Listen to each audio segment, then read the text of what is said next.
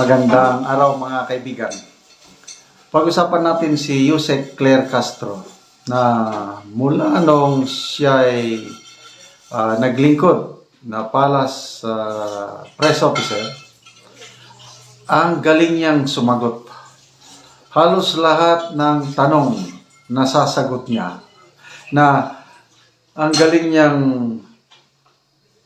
ilihis yung sagot na ang kanyang idadamay, ang kanyang lalabas na may kasalanan, mga Duterte.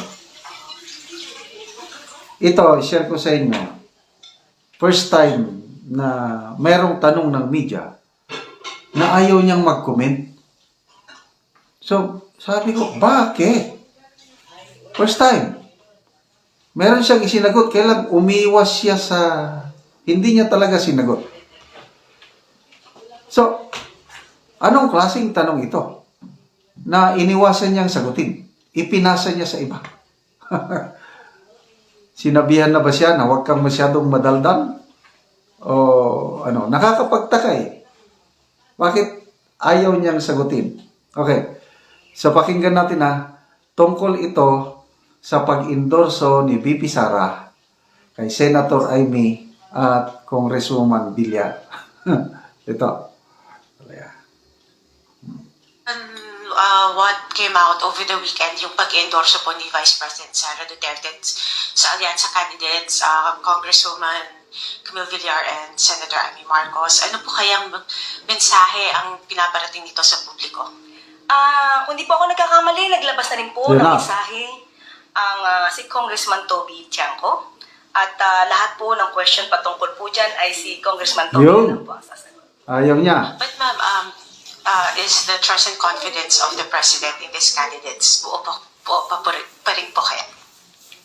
Sa kanya mga kandidato, definitely yes. Pero muli, kung ano man po yung iba pang mga detalye patungkol po dito sa recent incidents ay si Congressman Toby Tiangco po ang may authority to talk about that, ma'am.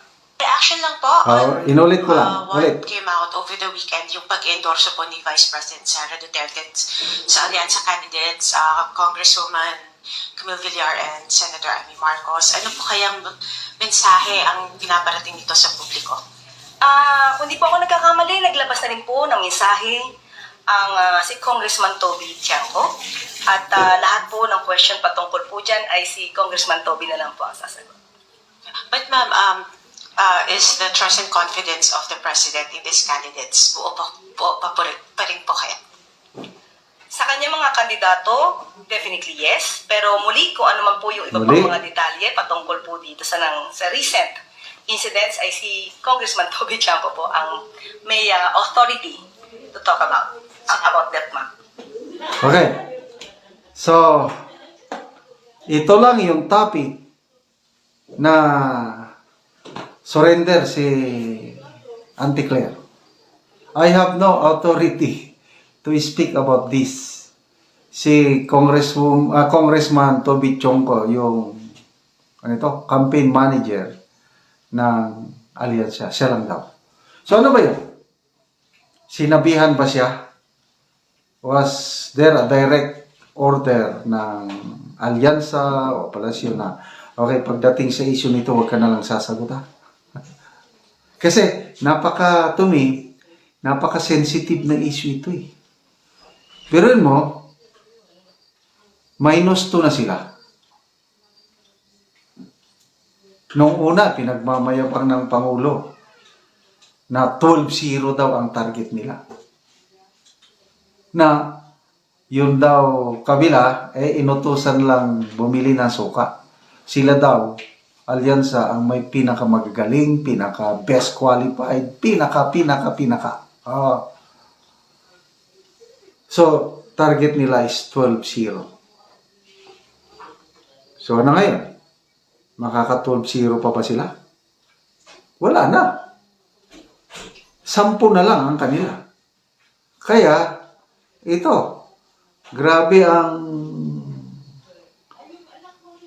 anong tawag dito? Galawan. Plano pa nila, ito, may nagsasuggest, pati si Abalos, ilaglag na rin nila dahil parang wala nang pag-asang manalo si Benhur Abalos. At sino ang ipapalit? O, kakamping, Dilawan. So ano ba yan? Yung mortal na kaaway ng Marcos nung una, sila yung grabing atake sa mga Marcos, diktador, magnanakaw, kung ano-ano. Ngayon, pwede na mag-alyansa na sila. Ano ba yan? Gamitan na lang. So,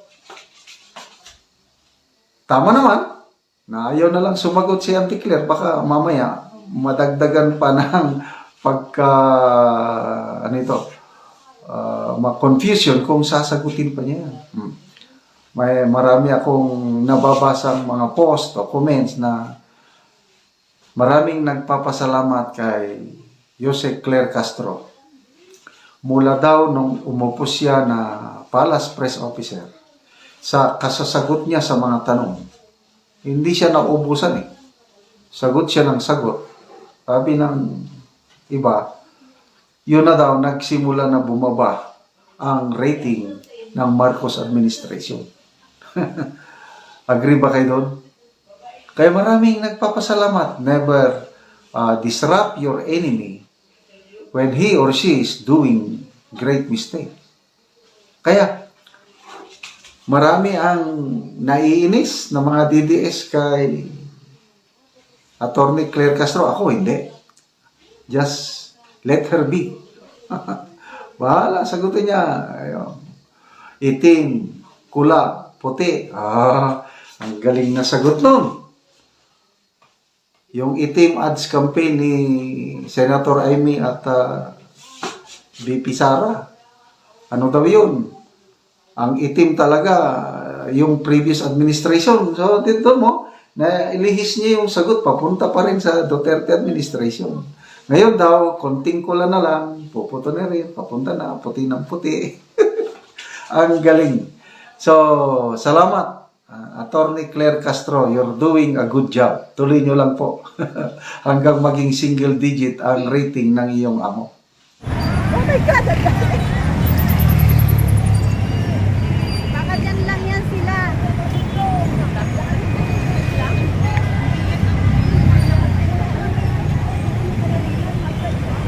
Happy birthday, Tatay Digong! Woo!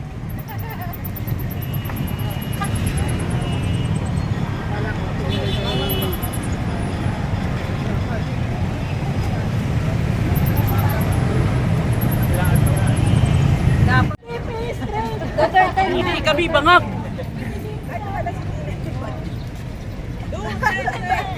Hindi kami bayad! Bangag!